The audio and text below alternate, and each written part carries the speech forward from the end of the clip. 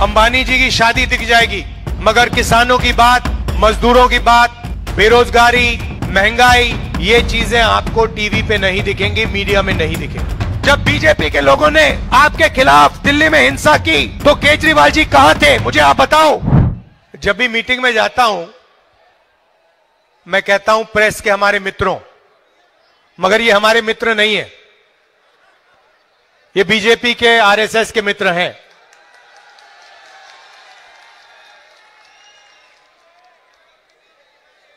यहां पानी की समस्या है, पीने का पानी नहीं मिलता है, गंदा पानी मिलता है, महंगा पानी आपको खरीदना पड़ता है। कभी आपने इसके बारे में मीडिया में कुछ देखा है, कुछ पढ़ा है? जनता की आवाज, जनता की बात हिंदुस्तान का मीडिया उठाता ही नहीं है। आपको अंबानी जी की शादी दिख जाएगी, मगर किसानों की बात, मजदूरों की बात, बेरोजगारी, महंगाई, ये चीजें आपको टीवी पे नहीं दिखेंगी, मीडिया में नहीं दिखेंगी। सही बोल रहा हूं या नहीं? सही बोल रहा हूं ना? और 24 घंटा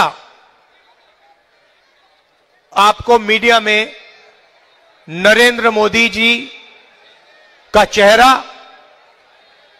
और नफरत की बातें 24 घंटा आपको देखने को मिलेंगी। देश में नरेंद्र मोदी जी ने, आरएसएस ने नफरत फैलाने का काम किया है। जहां भी वो जाते हैं, एक धर्म को दूसरे धर्म से लड़ाते हैं, एक जात को दूसरी जात से लड़ाते हैं, एक भाषा को दूसरी भाषा से लड़ा देते हैं, ध्यान भड़काते हैं, और आपका जो धन है वो अंबानी, अदानी जैसे अरबपतियों को पकड़ा देते हैं। पता नहीं आपको मालूम या नहीं, नरेंद्र मोदी जी की सरकार ने 20-25 अरबपतियों का 16 लाख करोड़ रुपया कर्जा माफ किया है। 16 लाख करोड़ रुपया कर्जा माफ किया उनका।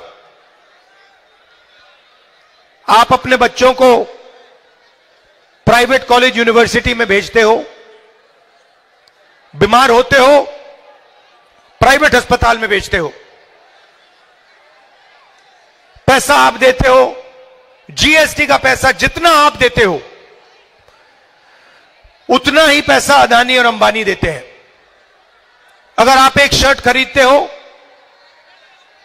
500 रुपए की आप शर्ट खरीदो, अगर वही शर्ट अदानी खरीदेगा तो जितना पैसा आप दोगे जीएसटी में उतना पैसा वो देगा। कोई फर्क नहीं है। आ जाओ, आ जाओ, आगे आ जाओ।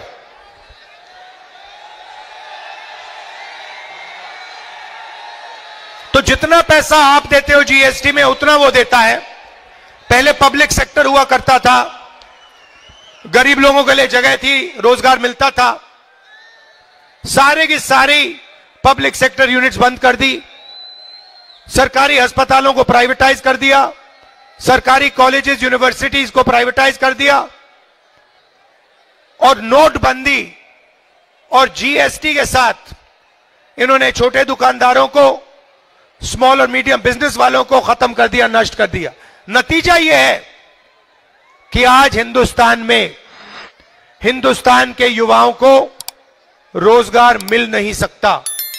आपको जो भी करना है कर लो। नरेंद्र मोदी जी की सरकार में और केजरीवाल जी की सरकार में आपको रोजगार नहीं मिल सकता है। आप लाखों रुपए खर्च करते हो, कॉलेज की डिग्री लेते हो, कोई इंजीनियरिंग करता है, कोई डॉक्टर बनने की कोशिश करता है, सर्टिफिकेट मिल जाता है, मगर नौकरी, रोजगार नहीं मिल सकता है। कुछ दिन पहले दिल्ली रेलवे स्टेशन में एक युवा से मेरी बात हुई, कुली का काम कर रहा था, और उसने मुझे बताया, राहुल जी मैंने लाखों रुपए देकर सिविल इंजीनियरिंग की डिग्री की है, मैं सिविल इंजीनियर हूं और आज मुझे कुली का काम करना पड़ रहा है। यह है हिंदुस्तान की और दिल्ली की सच्चाई। पहले केजरीवाल जी आए थे, लंबे लंबे भाषण किए थे, छोटी गाड़ी में घूमते थे, मफलर लिए घूमते थे,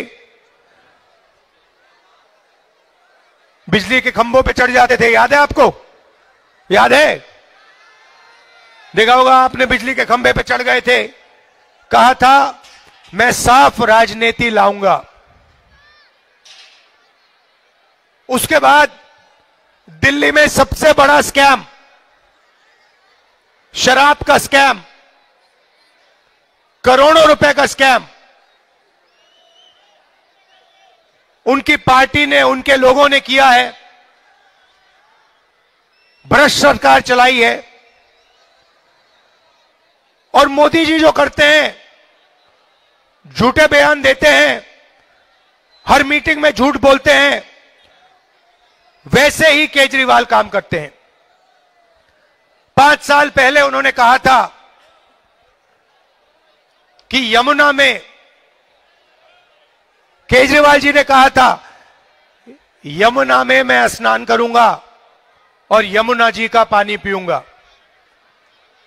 5 साल हो गए, आज तक केजरीवाल जी ने यमुना का पानी नहीं पिया है। आपको गंदा पानी पीना पड़ता है, मगर केजरीवाल जी शीश महल में रहते हैं, करोड़ों रुपए के मकान में रहते हैं, साफ सुथरा पानी पीते हैं और आपको झूठे बयान करते हैं। पार्लियामेंट हाउस में मैंने कहा मोदी जी के सामने कि मोदी जी, हिंदुस्तान में 15% दलितों की आबादी है,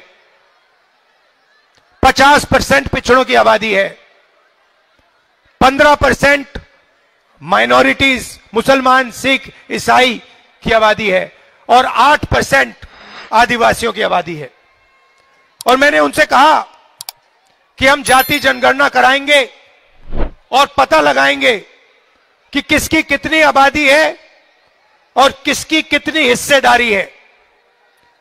नरेंद्र मोदी जी ने जाति जनगणना नहीं किया। हमने कहा कि लोकसभा में कांग्रेस पार्टी जाति जनगणना राज्यसभा में करके दिखाएगी और दिल्ली में हमारी सरकार आएगी, हम दूध का दूध, पानी का पानी कर देंगे, जाति जनगणना करेंगे। और मैं आज वही सवाल केजरीवाल जी से पूछना चाहता हूं। मैंने पार्लियामेंट में कहा कि जो 50% की दीवार है, रिजर्वेशन की जो दीवार बना रखी है कि रिजर्वेशन को 50% से ज्यादा नहीं किया जाएगा, मैंने पार्लियामेंट में कहा, कांग्रेस पार्टी के नेताओं ने कहा कि हम इस 50% की दीवार को तोड़ देंगे, हम रिजर्वेशन को 50% से ज्यादा बढ़ा देंगे। मैं केजरीवाल जी से पूछना चाहता हूं, आप साफ बता दो, आप रिजर्वेशन को 50% से ज्यादा करना चाहते हो या नहीं? मैं जानता हूं कि केजरीवाल जी और मोदी जी दोनों रिजर्वेशन के खिलाफ हैं, दलितों के खिलाफ हैं, अल्पसंख्यकों के खिलाफ हैं, पिछड़ों के खिलाफ हैं, गरीब लोगों के खिलाफ हैं।